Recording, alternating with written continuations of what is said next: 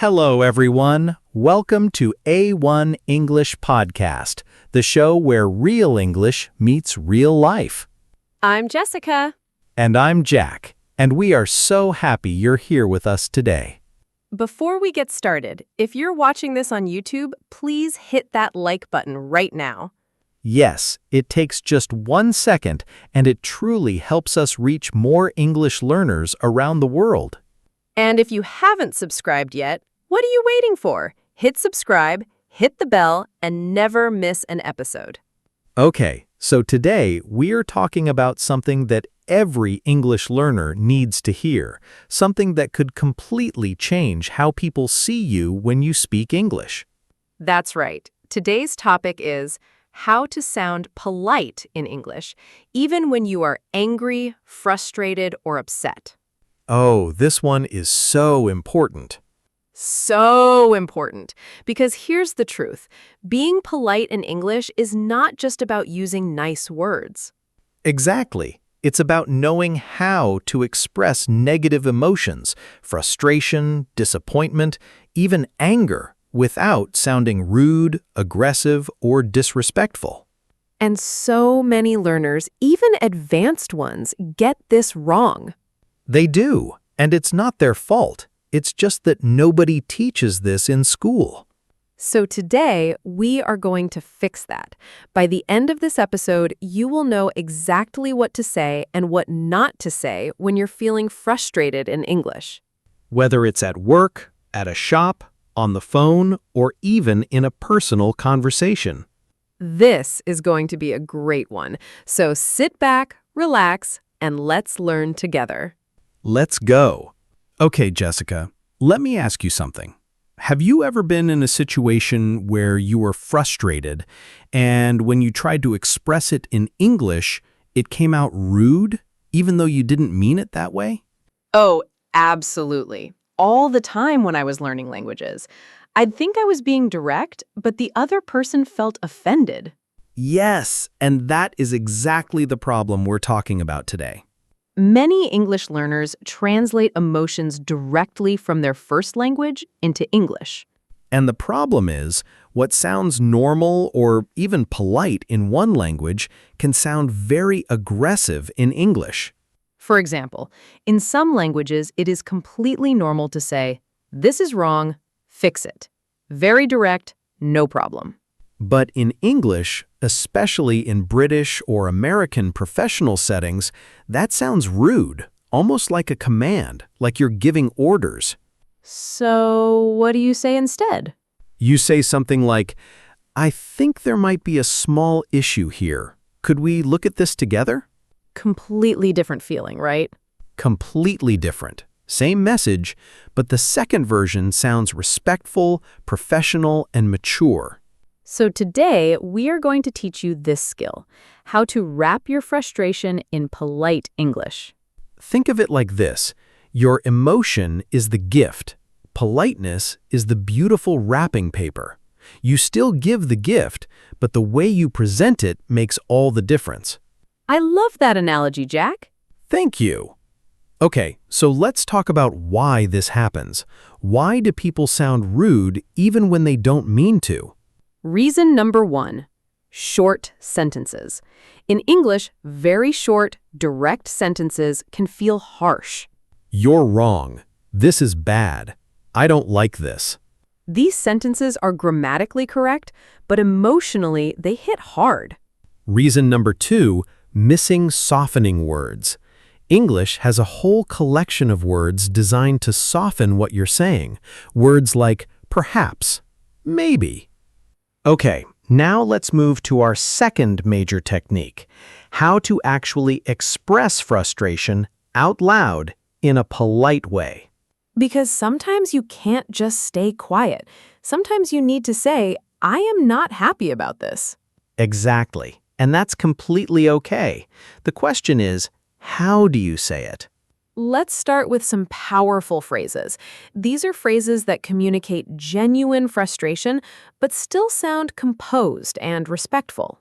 Phrase number 1. I have to be honest with you, I'm feeling a bit frustrated. This is amazing. Why? Because you're labeling your emotion. You're not hiding it. But the phrase, I have to be honest with you, signals that you're about to share something vulnerable, which actually makes people more sympathetic. Phrase number 2. I want to understand. Can you help me with this? This one is powerful because it puts you in a learning position, not an attacking position. You're not saying, you're not making sense. You're saying, help me understand. Phrase number 3. I appreciate your effort, and I just want to make sure we get this right. Oh, that one is gold. You start with appreciation, I appreciate your effort, and then you use I just want to make sure, which is so gentle. Scenario time. Imagine you called a customer service line. You've been waiting for 45 minutes. Finally, someone answers. What do you say? Without softening, I've been waiting for 45 minutes. This is ridiculous. I want to speak to your manager. With softening, hi there, thank you so much for answering. I just want to let you know I've been holding for about 45 minutes and I'm feeling a little bit frustrated. I know it's not your fault personally, and I'd love your help to resolve this. Is there anything we can do to make sure this doesn't happen again? Wow, the second version is so much better. You acknowledged the waiting time, you expressed frustration honestly, but you also separated the agent from the problem. You said, I know it's not your fault personally.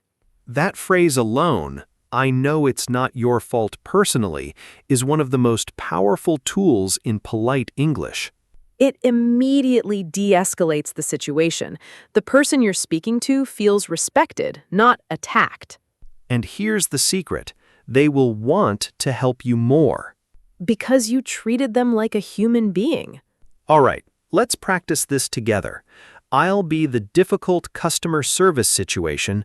Jessica, you respond politely. Okay, let's do it. The delivery company lost your package. This is the third time they've lost your package. Okay, I'd say, hi, I'm calling about my package, order number 4521. I'm afraid this is the third time I've had an issue with delivery, and I have to be honest, I'm quite concerned. I really value your service, and I'd love to work together to find a solution. Is there anything we can do to make sure this doesn't happen again? That is perfect, right? You said, I'm afraid, which is a very polite way to introduce bad news. I have to be honest, you expressed real emotion. I really value your service, shows you're not trying to attack them, and work together puts you on the same team. This is the language of emotionally intelligent people. And guess what? It's learnable. That's why we're here. Let's go to the next technique. All right, technique number 3. This one is something everyone struggles with. How to say no politely. Oh, this is so needed. A lot of learners either say no very bluntly, which sounds rude, or they say yes when they mean no, which causes other problems. The key is learning to say no in a way that respects the other person while also respecting yourself. Let's go through some polite no phrases. Number 1, I'm afraid I won't be able to do that, but what I can do is... This is amazing because you're declining, but immediately offering an alternative. That little pivot to, but what I can do, is so professional. It shows you're still trying to help. Number 2, I completely understand and I wish I could, but unfortunately that's not possible right now. Notice, I completely understand, empathy first. I wish I could, shows goodwill. Unfortunately, a softener, and right now leaves the door open. Number 3, that's a great idea and I want to be upfront with you. I have some concerns I'd like to share first. Oh, this is so smooth. You're not saying no immediately. You're buying time to explain yourself politely. Real-life scenario. Your boss asks you to work this weekend, but you already have important family plans. Rude response. No, I'm busy, I can't. Polite response. I really appreciate you thinking of me and I want to support the team. I do have a prior commitment this weekend that I can't move, but I'd be very happy to come in early Monday or stay late during the week to make sure everything is covered. Would that work for you? That is incredible. You said no, but you also said yes to 3 other things. Early Monday, late in the week, staying committed to the team. Your boss feels respected, you feel respected, and a solution is found. This is what real English sounds like in professional settings. And the great news is, once you learn these patterns, they become automatic. You don't have to think, the words just come. With practice. Always with practice. All right, let's talk about the mistakes, because understanding what not to do is just as important. Mistake number 1, over-apologizing. Oh, yes. Some learners go too far the other way. They apologize for everything. I'm so sorry, I'm really sorry for interrupting, sorry for this, sorry for that. When you apologize too much, you actually seem less confident and less trustworthy. It loses its meaning. Save "I'm sorry" for when it truly matters. Use "excuse me" or "pardon me" for small interruptions instead. Mistake number 2, passive-aggressive language. This is when you're pretending to be polite, but you're actually being sarcastic or cold. For example, fine, if that's what you think is best. This sounds polite, but emotionally it's full of resentment. Or, no, it's fine. Don't worry about me. Said with a flat tone, that's passive-aggressive. Genuine politeness comes from genuine respect. If you're really upset and can't hide it, it's better to say, I need a moment to collect my thoughts. Can we come back to this? That is honest, mature, and self-aware. People respect that. Mistake number 3, using formal words but harsh delivery. This is about tone. Someone might say all the right words, but in a cold, flat, or sharp voice, and it still sounds rude. Politeness is not just vocabulary, it's the warmth behind the words. So when you practice these phrases, practice them with a warm, calm, friendly voice, even in front of the mirror.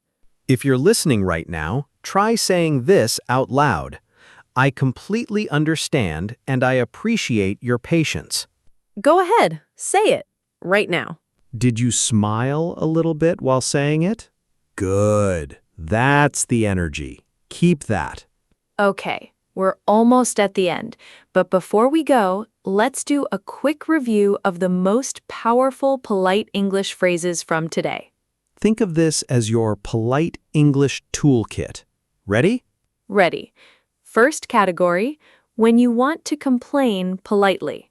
I'm sorry to bother you, but I think there might be a small issue. I just wanted to check in on this. I noticed something that might need attention. I appreciate your help, and I wanted to flag something, just to make sure. Second category, when you're frustrated. I have to be honest, I'm feeling a bit frustrated, and I'd love your help to sort this out.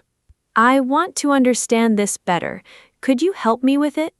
I know it's not your fault personally, and I just want to find a solution together. Third category, when you're saying no. I'm afraid I won't be able to, but here's what I can do. I completely understand, and I wish I could, but unfortunately it's not possible. That's a great point, and I want to be upfront. I have some concerns I'd like to share. And the bonus category, emergency phrases when you're very upset and need a moment. I need a moment to collect my thoughts. Let me take a breath before I respond. I want to make sure I communicate this clearly. Can we continue in a few minutes? These phrases are powerful. They buy you time, they show maturity, and they prevent you from saying something you'll regret. Save these phrases. Write them down. Practice them every day. All right, let's wrap up. What did we learn today? First, we learned that being polite in English is not about hiding your emotions. It's about expressing them with respect and skill. Second, we learned 3 major techniques: softening language, expressing frustration politely, and saying no with grace. Third, we went through common mistakes: over-apologizing, passive-aggressive language, and harsh delivery even with polite words. And fourth, we built a complete polite English toolkit, phrases you can use today in real conversations. Remember this: politeness is not weakness, it is confidence. It's the confidence to express yourself clearly, without needing to raise your voice, without needing to attack, without losing your dignity. And that is a skill that will serve you for the rest of your life, not just in English, but in every language and every relationship. You've got this, one conversation at a time. If this episode helped you, please hit the like button right now. It means the world to us. And subscribe to A1 English Podcast for new episodes every week, all designed to help you speak English naturally, confidently, and with heart. We believe in you. Keep going. Keep practicing, keep improving. Bye, everyone. See you in the next episode.